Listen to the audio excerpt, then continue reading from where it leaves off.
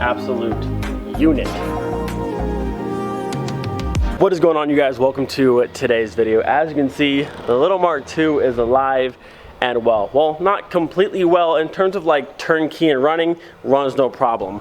But currently, she's leaking some coolant. So if we look under here, you can see we got coolant dripping down on the passenger side of the car. Which, if we look on the passenger side of the Mark II, that is where our thermostat housing, our water pump, all that is down there, which is where our leak is coming from. And courtesy of the previous owner, we do have a brand new water pump right there. So with this kit, we have two brand new O-rings right here, and then we have the entire new assembly, water pump on the front, and the whole entire housing on the back side. Now, we could go through today and swap out all of this and put the new water pump in. The only issue is it's very hard to tell down there exactly where the leak's coming from. I do have the housing and the water pump. The only thing it's missing is the thermostat and the thermostat housing on the bottom side, which that could be the cracked piece where it's leaking from, but again, I can't tell. So if I want to pull all of that out, I want to have all the new pieces go back into the car and just replace everything. So water pump, housing, thermostat housing, just replace all of it. That way I know it's all good. So for the time being, the water pump will have to wait. I am in the process though of making a parts list for this car, just try to knock out majority of the maintenance: valve cover gasket, oil pan gasket, new oil pan, belts for the car, spark plugs, plug wires, just a whole bunch of the normal maintenance stuff, brakes front and rear, get the car super dialed in, just ready to drive anywhere. Now, even though there is a fair amount of work to do in the engine bay, just going through cleaning everything up, updating it to basic maintenance, it is still so cool. This car is literally turnkey, starts every single time, idle super smooth.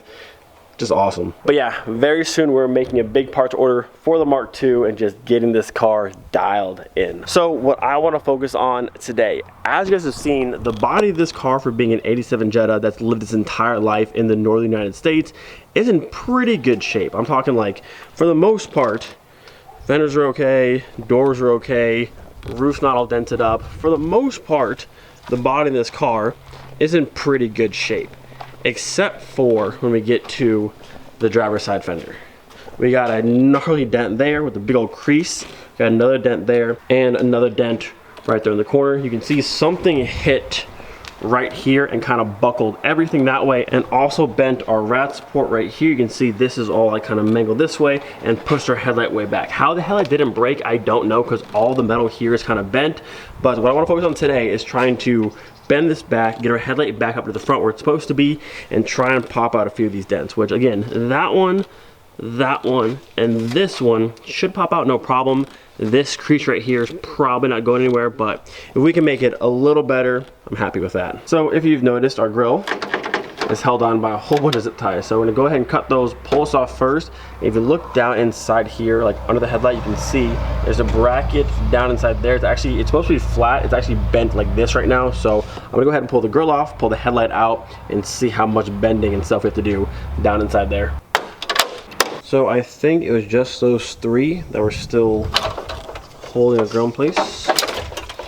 Yep, it was just those three. Which, it does suck this corner is broken, but that can be easily glued back together like that, so not a big deal. The big thing is all of my slats are together still. Our metal bar at the bottom, for the most part, is in good shape. One little dent right there, but for the most part, pretty decent grill. So with the grill out of the way, we can see a little bit more of what's going on down inside here. Again, you can see from the top side, the angle of this headlight compared to the angle of that headlight. You can see how this section is flat, this is like buckled under, and then looking down here, that piece is bent, that whole section's bent, that section's rolled up. So we'll go ahead and pull the headlight out of the way, and then we'll see some more.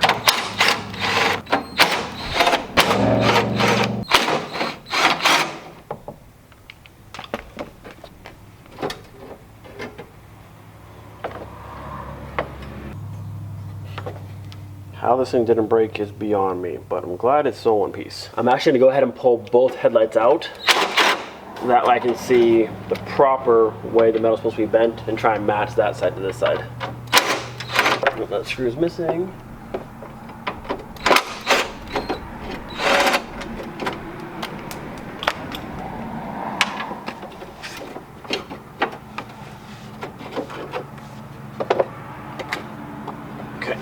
Alright, so we have our good side over here where nothing's bent, and then we have this side over here where everything's bent. So you got to bring this piece back up and level, That whole bracket here that's bent flat, I'm gonna pull this entire thing out this way, and then the corner down there, this right here a little bit as well, out. Shouldn't be too difficult. Let me just grab my handy dandy bodywork tool. Love this thing. All right, so two things. Number one, before I start smacking all this with a hammer, the metal looks pretty thin. I might be able to just grab this and pull it forward and fix it that way. Number two, I was looking back over here and found this. So this is supposed to go to one of these. I'm assuming because it's red, it goes to the positive one, but I'm not sure what this is, and I missed it last time, and the car still runs without it, but wonder where that goes to. See if we can't get some movement out of this just by pulling on it, which I think we will be able to. There we go. I think this went too far, but this metal's all pretty thin.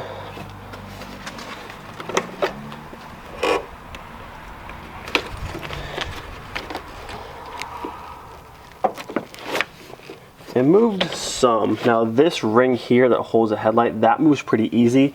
That's pretty thin. The issue I'm having is this bottom like lip piece that's on like the frame section here, not the frame, but like right above where the frame rail is. That section may need a little bit of hammering. Or if I grab my pry bar and get behind it and kind of lift up, that should also do the trick.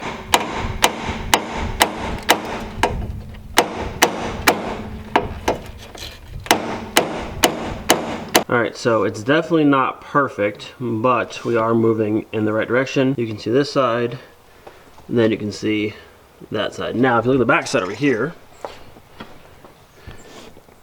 those screws, that one there, and that one over there, they were touching the actual like ground here. Now they're up about, I don't know, 5-10 mil or so. So we bent it a whole bunch back out this, which is good.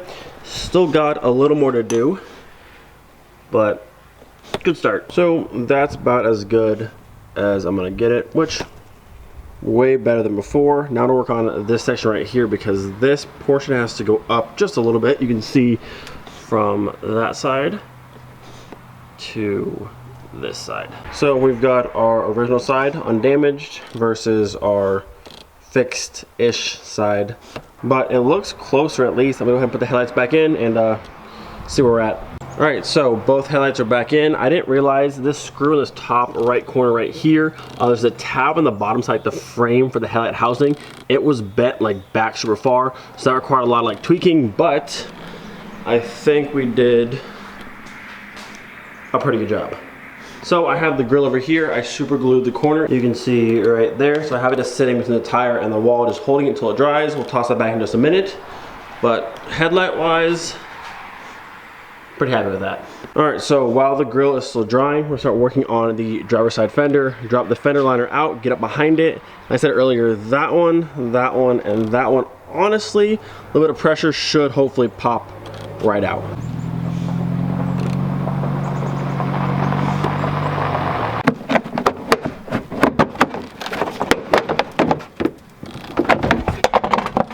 Easy enough.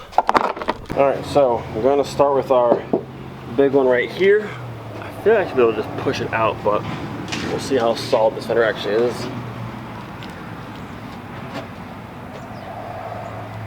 It's moving, but I have a horrible angle to try and push. I feel like I'm gonna need like a pry bar, like a piece of wood to get better leverage.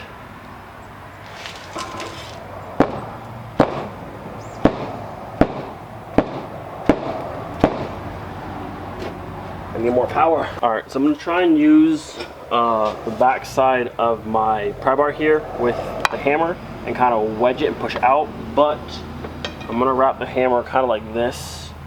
So I don't want to put any creases in this, but I want to have, I don't have anything else to kind of get a solid push. I can't go from the inside. Maybe I should just pull the fender off, but then I have to like try to hold the fender. I think this wrapped up will be soft enough. I might double up a bit more here, make it a little bit thicker, kind of like that, so it's a nice flat force, but no like sharp edges. And then we can push straight forward and see what happens.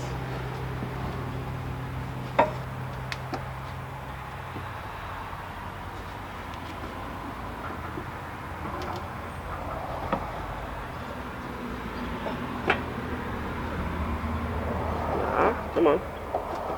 Come on. Now, it might not be perfect. There's still going to be looks like a crease in the middle, but if we can get, you know, majority of the giant dent out, I'm okay with that. I don't want to go too far. Alright. Gonna have to readjust to get this top section, but we're doing decent so far, I think. Alright, so this is where we're at. So far, the big dent itself is gone. I was having a hard time trying to smooth out the backside. I did heat it up. The problem was whenever it got hit, it actually like bent the metal and stretched it. So when I pushed it back, it was still kind of like wavy. So I heated it up. I'm trying to do my best now to smooth this last little bit out. It won't be perfect, but still better than a huge dent. It's just hard getting up into this corner here because it's very tight between the rail that runs up here and the backside of the fender. So getting like anything in there to actually push on this is kind of difficult. The paint's cracking a little bit. Really not a big deal because the paint's not perfect on this car, so I'm not super worried about that. And if anything, I can get a touch-up pen and just kind of dab it on, no big deal. But I'll work this one a little bit more and see where we can get. And I mean, still better than before. And then if we come to this angle, you can see from the front side. So it's better than a huge dent, but you can see just how far, whatever hit it, stretched that metal super far. So I'm trying to bring it back. Won't be perfect, but I'd rather this than a big old dent.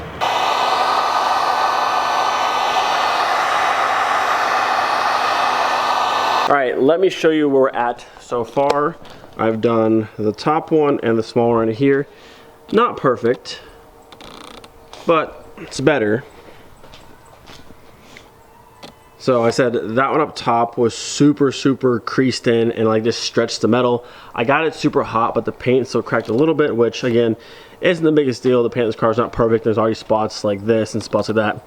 Not that big a deal, but at least the massive dents are gone. I might still try to work this one a little bit more, try and get more of that out. It's just hard to get the right angle behind it and the proper tool just to kind of smooth that out. And again, that's the section that the metal was just stretched so badly. But from what it was to what it is now, not too bad. Of course, you're just going to see some like the bacon to the fender. There's nothing I can do about that. At least that portion's gone. So we have one more to do, which is this one right there. We can put the grill back on, put it back together, and see how she looks.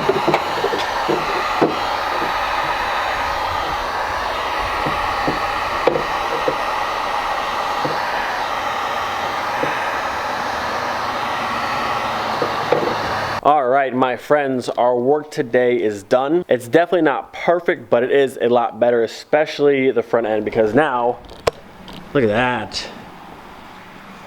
Nice and even, it's not all caved in anymore, so the front end looks a million times better. The fender looks better. You can still see some of the bacon.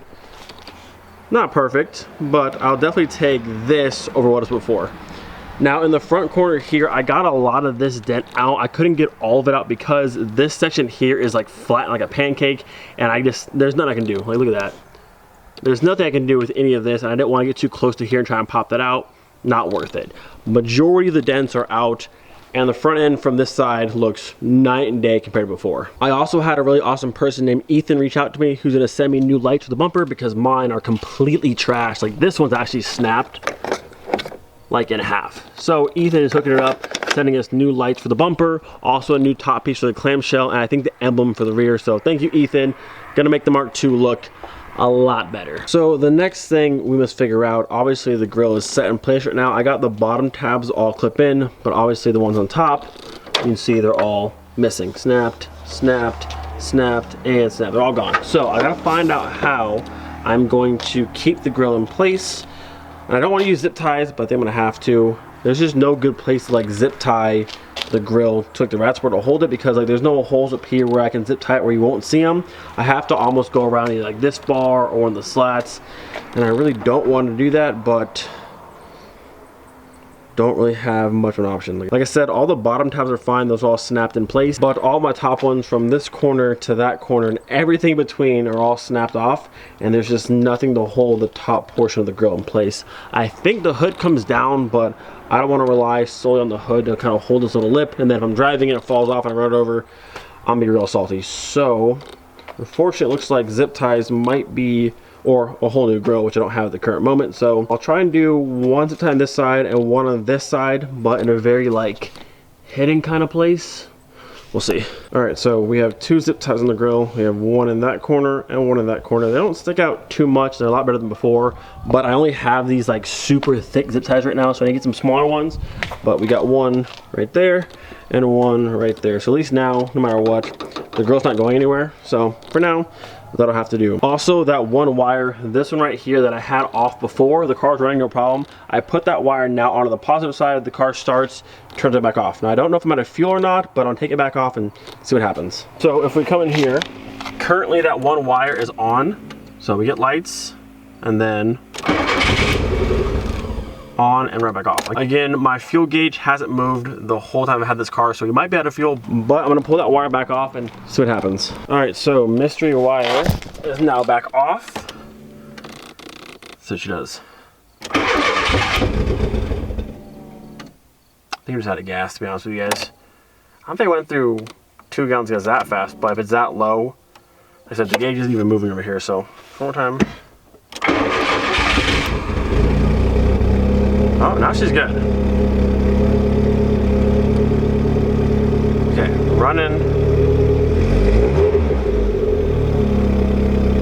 Okay, so clearly, I don't know what that wire is, but for whatever reason, if this one is connected, which it's red, it should be positive, and makes the car turn back off. Maybe that's like a bypass for the alarm. I have no clue, to be honest with you guys. But it runs fine without it. So for now, we'll leave it off. If you know what that wire is, let me know. It just feeds right into the main harness. But without it, she runs no problem. With it, on, immediately off. Without it, she's fine. So, I don't know. I'll just let her be. Oh, she's looking pretty good. And honestly, a little race car. A little race car, little chop going on there. Give her a couple little light revs.